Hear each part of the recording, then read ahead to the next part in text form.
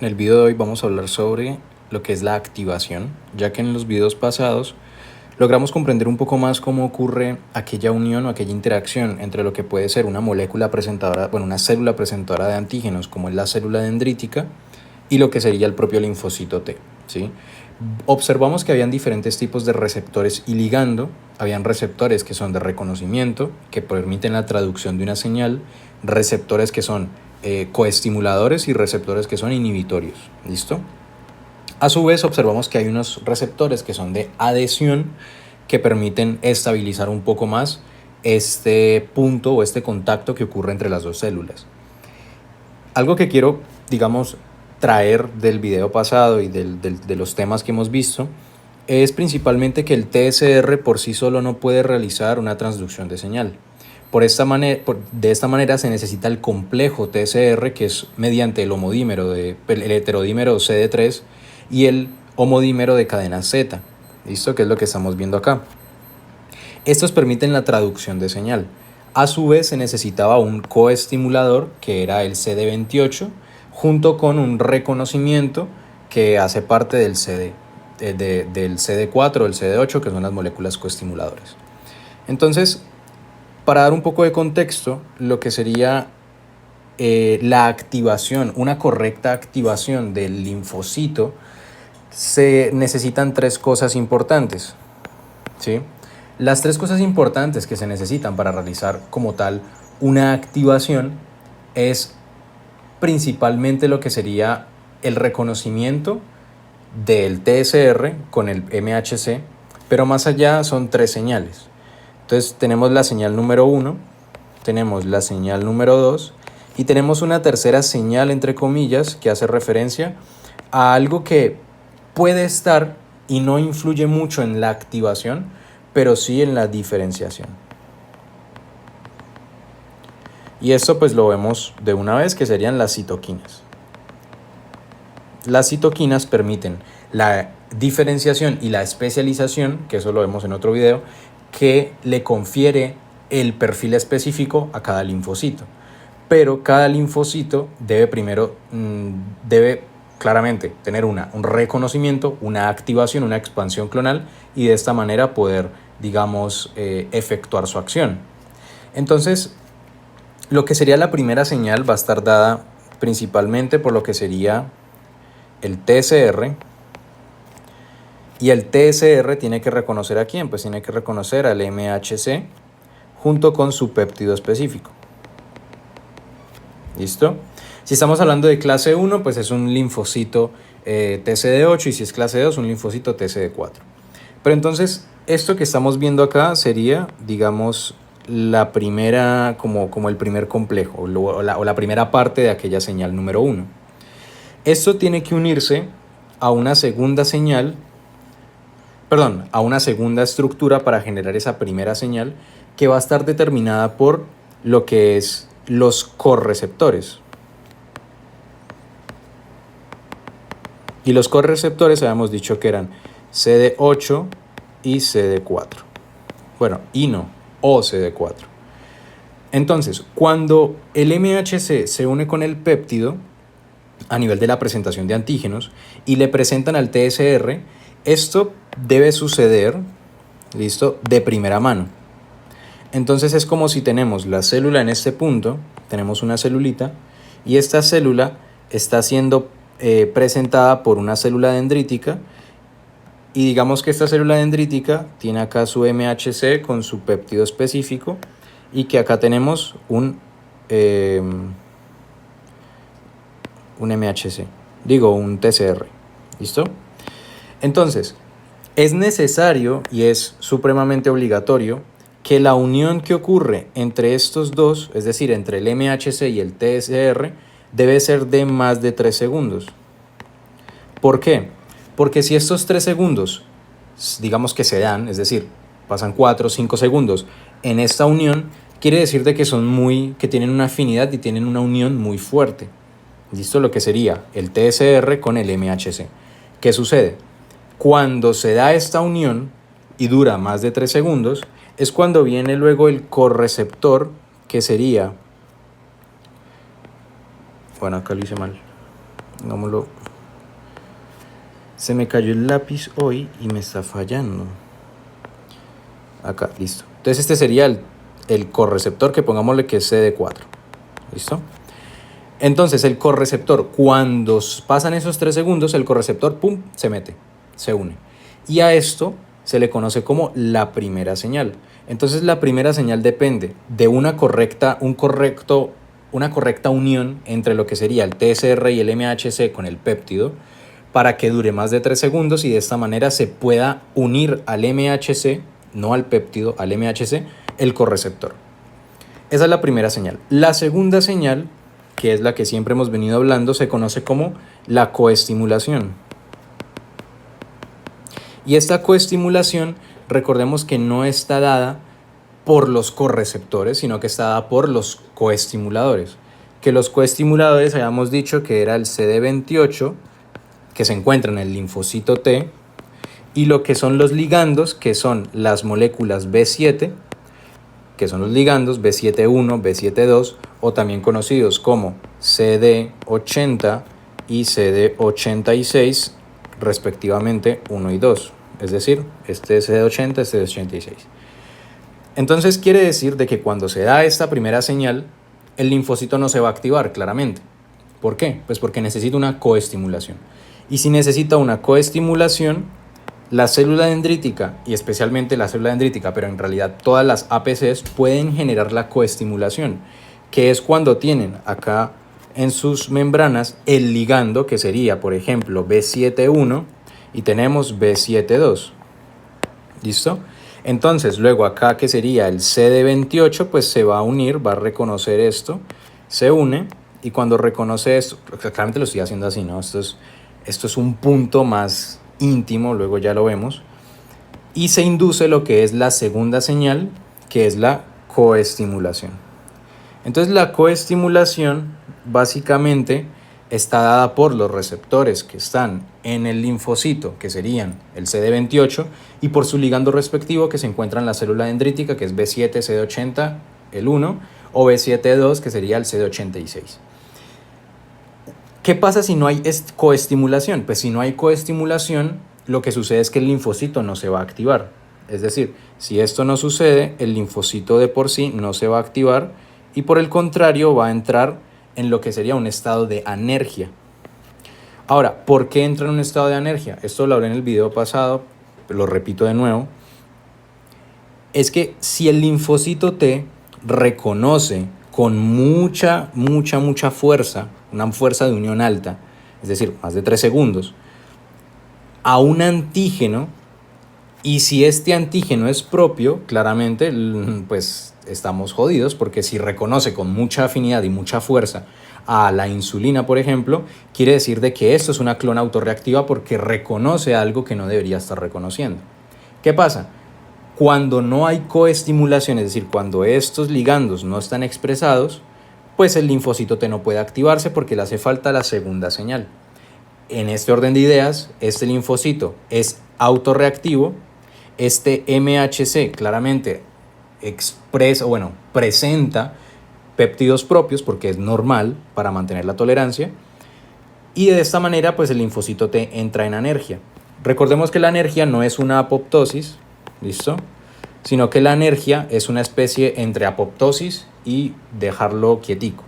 Entonces simplemente la apoptosis requiere de energía, y para gastar energía pues no estamos, digamos, no es que la célula le guste, entonces en este punto es cuando se elige por el camino de la anergia. ¿Listo? Entonces ahí tenemos lo que serían las dos señales necesarias. Ahora, para completar un poco más el concepto, vamos a involucrar lo que sería la sinapsis, que es la sinapsis inmunológica. Entonces, esto que ustedes están viendo acá, este disco, imagínense como un mapa de calor, por así decirlo. En lo verde es la periferia y en el centro pues se encuentra lo que es el centro, claramente, ¿no? Lo rojo. Entonces acá tenemos periferia y tenemos el centro.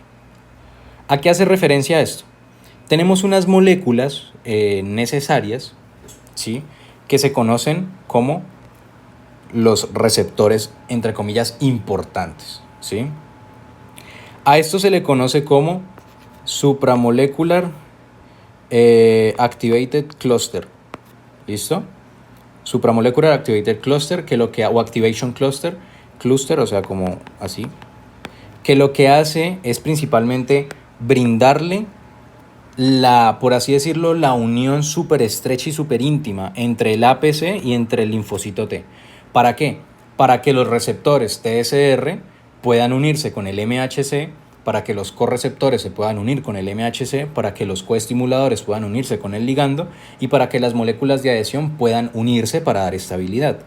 Entonces, es importante esto del SMAC, ¿sí? Es importante porque asimismo se permite se asegura que aquel punto en el cual se están dando esos intercambios, esas uniones entre moléculas, pues se pueda dar de manera efectiva, ¿sí? Esto no es de segundos, estos son de 12 horas o más, y a este punto se le conoce como la sinapsis inmunológica. Entonces la sinapsis inmunológica, como ya hemos visto en neuro, la sinapsis pues, es una comunicación entre un botón axonal y la comunicación neuromuscular, por ejemplo, o entre lo que sería, una sinapsis entre una neurona y otra neurona. Entonces es esa hendidura la que se le conoce como la sinapsis, en este caso la sinapsis inmunológica. Entonces la sinapsis inmunológica no es nada más y nada menos que el espacio en el cual se están dando esas interacciones moleculares. Y es muy importante tener en cuenta que hay dos tipos de SMAC, es decir, está el SMAC-C y el SMAC-P, que hacen referencia a este circulito de acá. ¿Ese circulito qué es? Pues nada, es como si nosotros mirásemos las células, si esto es una célula, esto es otra célula, entonces como que este es el centro que estaría rojo y esto alrededor sería verde, ¿sí? Recordemos que esto es tridimensional, entonces por eso se ve de esta manera. El SMAC-P hace referencia a la periferia y normalmente son las moléculas de adhesión las que se encuentran en la periferia, es para estabilizar aquella sinapsis inmunológica. Por eso observamos lo que sería el LFA con el ICAM, ¿sí? Que es una molécula de adhesión intercelular, y lo que es el LFA, que es el antígeno de función leucocitaria o linfocitaria, que permite la unión y la estabilización, ¿sí? Luego tenemos lo que sería la parte central, que es el SMAC-C o SMAC central. El SMAC-C hace referencia a todas aquellas moléculas importantes que involucran la activación. ¿Listo? Es decir, el TSR, MHC clase 2, en este caso, ¿no? Y también los correceptores y los coestimuladores. A esto se le conoce como sinapsis inmunológica, y esto no solo ocurre en un punto en específico, o sea, no ocurre con una sola molécula, sino que deben ocurrir por lo menos con 100 moléculas para que de esta manera se induzca una buena activación y se pueda generar la activación, expansión y acción efectora del linfocito como tal. ¿Listo? Entonces, en este punto, nosotros ya hablamos básicamente de lo que sería tanto la función que tiene la sinapsis inmunológica, que es nada más y nada menos que el espacio en el cual se realizan las comunicaciones entre el linfocito y la célula presentadora de antígenos. Hablamos de las señales, que es pues, la señal del reconocimiento, señal 1, la señal 2, que es la coestimulación, y como tal lo que sería las citoquinas, que es entre comillas esa señal 3, que no es obligatoria, pero que puede ser necesaria. ¿Listo?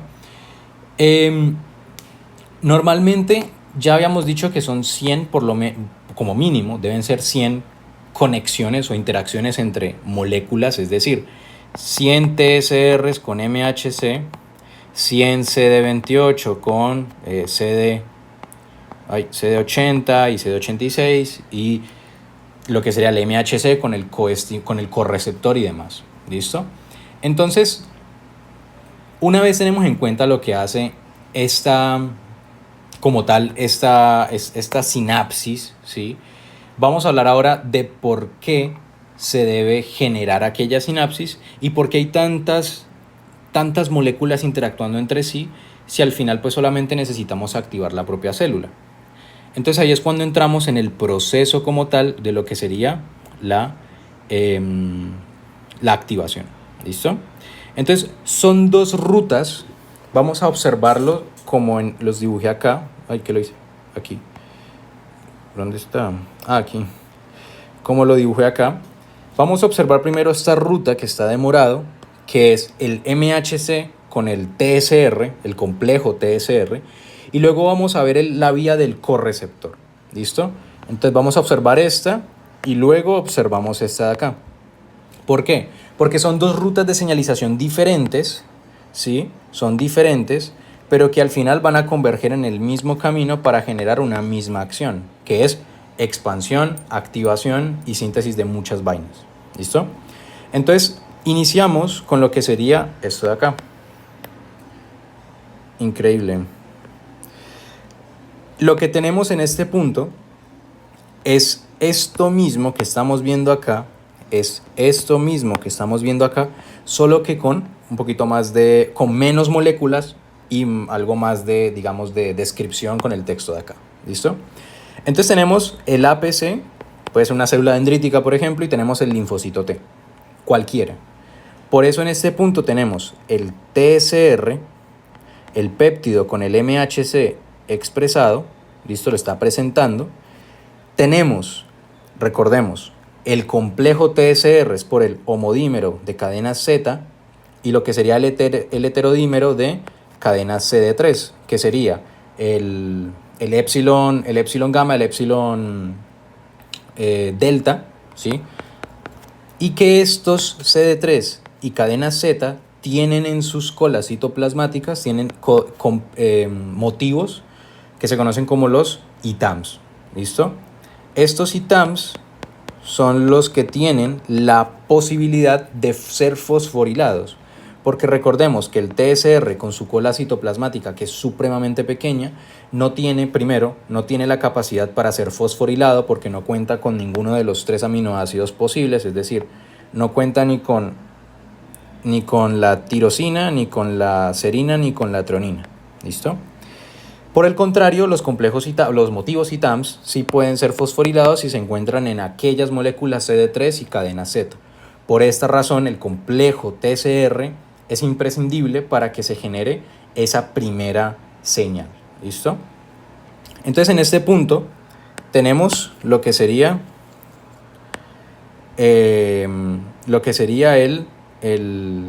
bueno, acá, de hecho acá me equivoqué.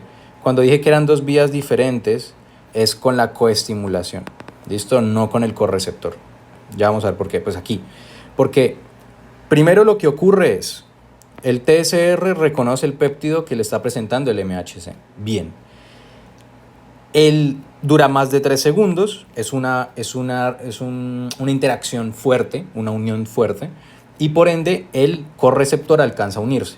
Reconoce, dependiendo si estamos hablando de un CD8, va a reconocer el MHC de clase 1, es decir, va a reconocer la cadena alfa 3.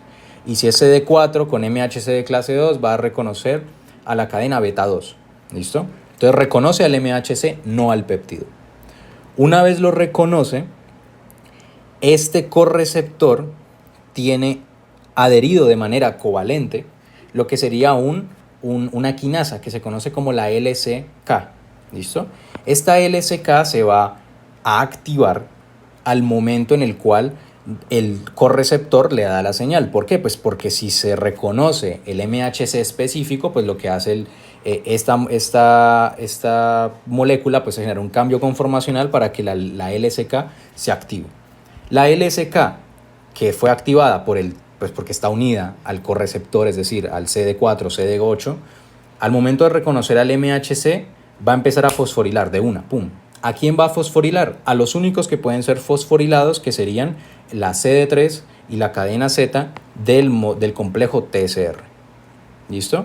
El TSR no puede ser fosforilado. Entonces, si a nosotros nos dicen que el complejo TSR, todo en conjunto, es fosforilado, esto es falso. Porque el único que no es fosforilado es el TSR como tal, el receptor. Entonces, la LSK fosforila la CD3 y fosforila las cadenas Z. Hasta ahí no hay problema. ¿Qué pasa? Cuando se fosforila, estos dominios ITAMs van a traer y van a activar a otra enzima necesaria, que es la que se conoce como la SAP70. ¿Listo? Entonces acá tenemos la descripción: complejo TCR, se agrupan en balsas lipídicas, reconocen el antígeno, lo que vimos, y LSK fosforila tirosinas en el ITAM. ¿Sí? Cada ITAM tiene 2 tirosinas. Entonces se fosforilan las 2 tirosinas Y luego el SAP70 se une a aquellos lugares donde hubo la fosforilación en el lugar de las cadenas Z, por ejemplo, y se va a activar. Entonces, cuando se activa el SAP70, lo que va a hacer es fosforilar al LAT. ¿Listo? Entonces fosforila a las proteínas adaptadoras como es el LAT. En este punto partimos desde la interacción entre lo que es el receptor TCR con el MHC, sus complejos, es decir, CD3 y cadenas Z, y su correceptor.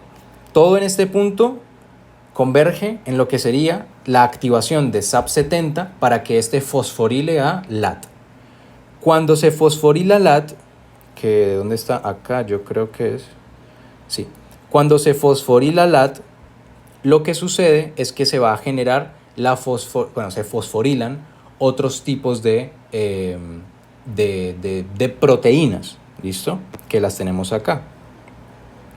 Entonces, cuando se fosforila LAT, que teóricamente es esta cosa de acá, aquí la tenemos, LAT, cuando se fosforila LAT por SAP70, se van a generar tres productos que son el GRB2, la PLC gamma 1 y lo que sería el CLP76. ¿Listo? ¿Qué es esto? Entonces, el SAP70 activó al LAT y el LAT va a activar al GRB2, al PLC gamma 1 y a lo que sería el CLP76. El PLC es la fosfolipasa C del isotipo gamma 1, ¿sí? O el primer isotipo gamma 1. Activó al GRB2 y activó al CLP76. Hasta en este punto, tenemos principalmente lo que es tres estructuras o tres moléculas importantes activadas. ¿Listo? Tres moléculas activadas. Lo que sucede ahora es que primero debe suceder una reacción aparte, es decir, unas rutas apartes para que se pueda generar la continuación de la señal. Entonces vamos a ponerle pausa a estas tres moléculas. ¿Listo? Le ponemos pausa a estas tres moléculas que sucedieron por parte de LAT70, que vinieron de LAT, que vinieron de SAP70, que vinieron por LSK. ¿Listo? Y nos vamos a ir a lo que sería la segunda señal, que es la coestimulación. Aquí ya vimos la primera señal hasta un punto. La segunda señal, que es la coestimulación, se da por CD28. Y lo que hace CD28, nada más y nada menos, es lo que tenemos acá. CD28, cuando reconoce el ligando, donde hay una imagen acá, hagamos esto. Cuando CD28, digamos que acá este morado es CD28. Cuando CD28 reconoce al ligando, es decir, cuando reconoce a B7-2 y B7-1 o CD86, CD80, cuando lo reconoce va a activar como tal una enzima o una quinasa como tal que se conoce como la PI3K, que es la que tenemos acá. La PI3K es activada ¿por parte de quién? Pues por parte de lo que sería CD28 más lo que es los ligandos B7. Si se unen, se activan. Perfecto. Cuando se une, lo que sería PI3K va a agarrar en la membrana a lo que es PIP2 y lo va a convertir, es decir, lo va a fosforilar y lo convierte en PIP3. ¿Por qué? Pues porque es una quinasa. Entonces, PI3K agarra a PIP2 y lo fosforila para convertirlo en PIP3. Cuando PIP3, cuando PIP3 está activo, es decir, está fosforilado, que pasó de una forma inactiva, que es PIP2, a una forma activa, PIP3, lo que va a suceder es que va a atraer, así como los motivos ITAM atraían a lo que sería el SAP70, asimismo va a atraer a una enzima que se llama, a una quinasa que se llama la PDK1. Entonces la PDK1 solamente está activa cuando se encuentra fosforilada junto con PIP3. Entonces, lo que sería PDK1 se une a PIP3 para activarse y de esta manera fosforilar otros diferentes de moléculas, como son dos importantes, la AKT y lo que es la mTOR. ¿Listo? Entonces, la AKT, principalmente, cuando se fosforila por PDK1, lo que sucede es que la AKT activa va a inducir la activación o la síntesis de todo lo que tienen que ver de familias antiapoptóticas, es decir, de todos los BH2. BH2 es BCL-XL y BCL2. ¿Listo? Estos serían las familias antiapoptóticas. Entonces, cuando se sintetizan estas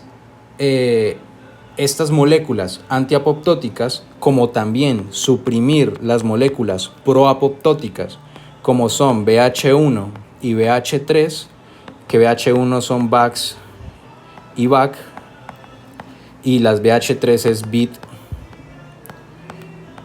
BIM, se me olvidó escribir, BAD y PUMA. Cuando se inhiben estas, es la producción de estas cuando se inhibe la producción de BH1 y BH3 que son proapoptóticas y se producen más antiapoptóticas, lo que se genera es lo que se promueve es la supervivencia de la célula. Perfecto. Y luego lo que tenemos es que por parte de mTOR pues se va a estimular la producción de lo que sería pues lo que es el ciclo celular y el crecimiento de la célula, etc, etc. ¿Listo? Entonces, en este punto, por eso es necesario las dos, ¿cómo se dicen? Las dos señales. ¿Por qué? Porque la señal 1 me dejó 3 moléculas importantes en standby, como fue la PLC gamma 1, la GRB2 y lo que sería el CLP76. ¿Listo? Las dejó activas. Y lo que sería la señal 2, lo que permitió fue promover la supervivencia celular mediante la inhibición de moléculas proapoptóticas como BH1 o BH3 y la producción de BH2 para estimular las moléculas antiapoptóticas y de esta manera generar una supervivencia celular. Y también vía mTOR se generó lo que sería la producción, ¿listo?, de ciclinas, y todo esto induce a una proliferación celular. Entonces, esta me permitió asegurar la vida del linfocito, y por eso sin este tipo de señal, que es la número 2 por parte de CD28, que es la coestimulación, si no se da esta señal, por eso se entra en un estado de anergia, porque se dio la producción de estas 3 moléculas importantes que ya vemos que hacen, pero no se dio la producción de la producción de moléculas antiapoptóticas. Entonces ahí es cuando entra en conflicto y se induce lo que es la anergia. ¿Listo? Entonces, perfecto.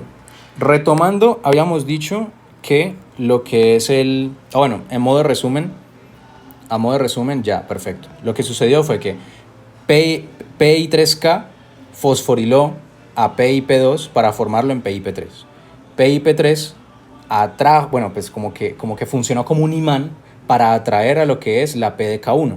La PDK1 junto con PIP3 fosforilada lo que hace es activar a AKT. AKT fosforilada va a activar a mTOR y estos dos inducen supervivencia celular y proliferación celular. Perfecto. ¿Qué sucedió en este punto?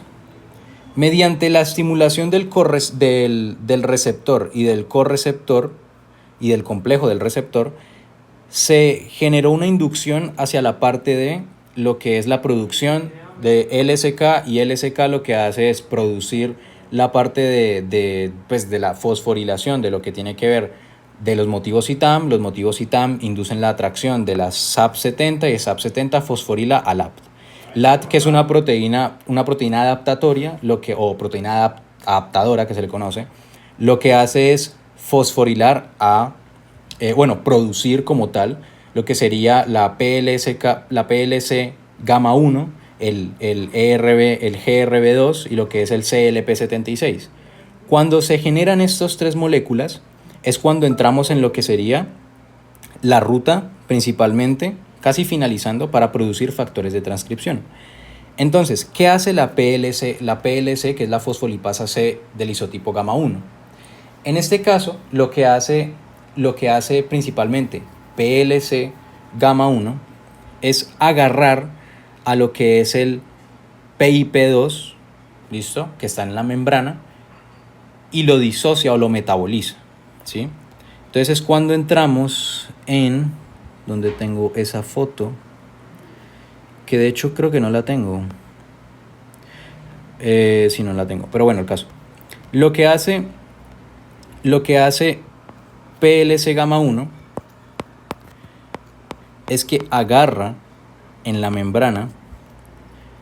Ah, no, yo creo que sí la tengo, yo la había visto por acá. Bueno, no está. Juro por Dios que la había visto. Pero no está. El caso. Lo que sucede básicamente es que PLC gamma 1 lo que hace es agarrar a PIP2 que se encuentra en membrana y lo disocia en lo que sería en IP3 y en lo que sería DAG, ¿sí? Que es diacilglicerol. Entonces se genera PIP3 y se genera diacilglicerol. ¿Listo? Ahí estamos bien. Cuando se genera PIP3 y diacilglicerol, es increíble, yo vi la foto, por Dios. Soy loco. Juro que había visto la foto. Entonces, cuando se generan PIP3 y DAG, lo que sucede es que PIP3 va a introducirse en lo que sería el retículo endoplásmico. No, yo tengo la foto, voy a buscarla. Yo la tengo por acá.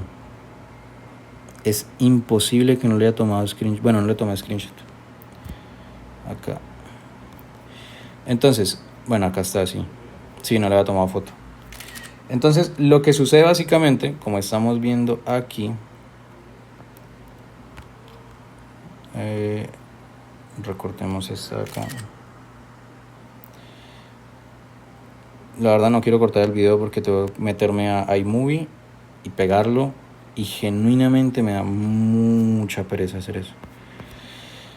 Ok, está bien. Y luego voy a dejarlo, la verdad. Muy bueno el meme. El caso. En este punto, lo que sucede es que PIP3, que estamos viendo acá en este punto, lo que sucede PIP3, desapareció esta, ya. Acá tenemos, perfecto. Entonces, el PLC gamma 1 lo que realiza cuando es fosforilado por parte del LAT, o cuando es fosforilado por parte del LAT, lo que hace es viajar a membrana y con PIP2 lo metaboliza para formar dos productos. DAG, que es diacilglicerol, que se queda en membrana, y la IP3, que se introduce a lo que sería el citoplasma. IP3, que es un segundo mensajero, lo que hace es viajar al retículo endoplasmático, que es lo que estamos viendo acá. Y PIP3 lo que hace es unirse a un canal del retículo endoplasmático para generar la liberación de calcio inducida por IP3. IP3 se pega al receptor, genera la salida de calcio que está arrestado, por así decirlo, a nivel del retículo endoplásmico. Entonces el citosol, o sea, el citoplasma, aumenta en concentración de calcio. ¿Listo? Aumenta en concentración. Pero no es suficiente para que se genere la activación del linfocito. Por ende, la salida de calcio que es inducida por IP3, que fue generado por el metabolismo de PIP2 para formar DAG y para formar para formar IP3, esta salida de calcio genera lo que es el vaciamiento de donde estaba el calcio retenido. Entonces, cuando un canal, que es un sensor canal, por así decirlo, es más un sensor, lo que hace es sensar claramente que el calcio a nivel del retículo endoplasmático se reduce. Y cuando se reduce este calcio a nivel, digamos, intraendoplasmático, lo que sucede es que se activa esta especie de sensor y lo que hace es unirse, acoplarse a un receptor de calcio. Cuando se une a un receptor de calcio, lo que hace es inducir la entrada de calcio, que era lo que necesitábamos. En este punto, este receptor la molécula se llama el STIM, ¿sí? Que es un sensor de calcio, y lo que hace es generar la entrada de más calcio extracelular para aumentar de esta manera el calcio intracelular. ¿Listo? Entonces, en este punto, si nos paramos acá, tenemos tres cosas sucediendo en este momento. Tenemos el PLC gamma 1 que generó el aumento de calcio intracelular. Perfecto. Tenemos el GRB2, que es una molécula que vamos a usar ahora. Y tenemos el CLP76, que también está, listo, que entra como en la clasificación de estas dos. Y a su vez habíamos formado algo que se llama como el DAG, listo, que lo vimos acá. Se formó el DAG. ¿Listo? Entonces tenemos estas moléculas importantes que van a inducir diferentes respuestas o procesos. Que estos procesos se conocen como, ahora sí, la generación o la activación de los factores de transcripción. Entonces, cuando hablamos de la generación de los factores de transcripción, tenemos tres factores de transcripción importantes, que es el NFAT, ¿listo? Que es este de acá, el NFAT. Tenemos el NFKB, que es este de acá. Y tenemos el otro que se conoce como el factor de transcripción AP1. ¿Listo? Que es este de acá. ¿Qué pasa? El NFKB está inactivo, el NFAT está inactivo, pero el PD1, perdón, el AP1 se encuentra sin estar procesado, o sea, no se encuentra producido a nivel de la célula. Entonces toca producirlo, pero no se va a usar, entre comillas. ¿Listo? Entonces, a nivel citoplasmático se encuentra ya hecho y formado dos factores de transcripción, que es el NFAT y lo que sería el NFKB. ¿Listo? Entonces, empezando con lo que sería el NFAT, ¿sí? El aumento de calcio a nivel intracelular lo que hace es formar un complejo importante que se conoce como calcineurina, y esta calcineurina se van a acoplar solamente con la presencia de iones de calcio. Cuando se une la calcineurina con la calmodulina, forman ese complejo calcineurina que permite la función de fosfatasas, es decir, permite la ruptura del fosfato que se encuentra inhibiendo al NFAT. Cuando se activa este NFAT, es decir, cuando se le corta el fosfato, lo que va a suceder es que este NFAT se va a translocar al núcleo. Y cuando se transloca al núcleo, pues se va a quedar ahí. ¿Listo? Por ahí estamos bien. Ahora vámonos por la parte del NFKB. El NFKB se encuentra inactivo. ¿Listo? ¿Mediante quién? Mediante lo que es el IKB. ¿Sí? Entonces, el IKB básicamente no es nada más y nada menos que el inhibidor del factor de transcripción NFKB. Entonces, lo que sucede es que la PKC, ¿listo? Que esta PKC salió ¿de dónde? Entonces, la proteína quinasa C, que es lo que se conoce, sale de la unión entre lo que es el calcio que liberó el PLC gamma 1 y formó lo que sería, junto con el DAG, la formación del PKC. Es decir, el PKC se forma si sumamos calcio más diacilglicerol. En ese punto se forma la PKC, la proteína quinasa C. Y esa proteína quinasa C lo que va a hacer es claramente fosforilar al inhibidor para liberar al NFKB que estaba inactivo por el inhibidor. Este NFKB activo se va a translocar al núcleo y se va a quedar ahí. Y luego, por otra parte, tenemos lo que sería la producción de la AP1. ¿Sí? La producción de la AP1 es característica porque lo que sucede es que mediante la LAT, que la tenemos por acá, me sirve más esta de acá. Sí, esta de acá. Mediante la LAT, que fue activada por el SAP70, habíamos dicho que esta generaba tres moléculas importantes, que era el GRB2, la PCL gamma 1 y la SLP, creo que era, SLP76, no me acuerdo cómo se llamaba. Sí, SLP76 formaba, ¿listo? ¿Qué pasa? Lo que es la SLP76 junto con lo que es el LAT se van a unir entre ellos para formar lo que sería un complejo molecular. ¿Listo?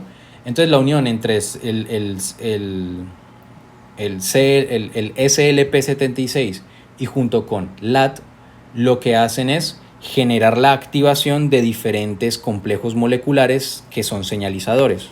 Es decir, permite que LAT y SLP76 se unen entre ellos y generen la activación de este complejo que se conoce como el GRB2 SOS. ¿Listo? ¿Qué es lo que estamos viendo acá básicamente? El LAT junto con el SLP76 lo que hace es activar al GRB2 junto con SOS para formar lo que es la activación de las vías RAS-MAP. ¿Sí? Esto de RAS-GDP, RAS-GTP, no sé si se acuerdan que luego iba a lo que es el RAF y que RAF activaba a MAP y que MAP activaba a lo que sería la parte del MIC y el MIC activaba ciclinas, etc. Esto es un poco de pato, ¿no? Entonces, esta vía que es la LAT unido con SLP76 forma lo que sería la activación del GRB2 SOS, activa la vía RAS-MAP quinasa y esta vía RAF-MAP lo que hace es fosforilar dos factores importantes, ¿listo? Dos factores de transcripción importantes, que es el ERK y el JNK, ¿listo? Entonces, cuando se fosforilan, se forman el LK, el YUN, y estos fosforilados tienen dos funciones importantes. ¿Cuál es la función? La LK va a funcionar como factor de transcripción para que se produzca el gen FOS, y cuando se produce esta molécula, se va a unir al YUN, y la unión entre el FOS y el YUN fosforilado se conoce como la AP1 activa. ¿Listo? Entonces, para que quede es un poco denso porque son muchos procesos al tiempo y todos convergen en lo mismo, para que quede como resumido entre comillas, es que todo inició a partir de dos señales, la señal 1 y la señal 2. ¿Listo? La señal 2 habíamos dicho que es la coestimulación y la señal 1 es el TSR más el correceptor.